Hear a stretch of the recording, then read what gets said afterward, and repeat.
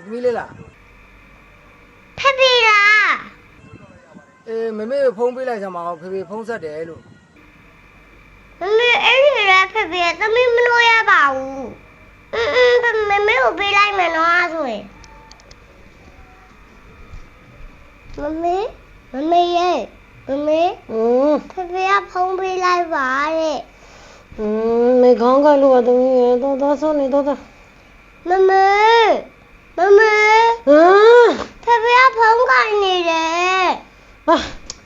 没看看路吧，就等于对，没表你家太拿表来。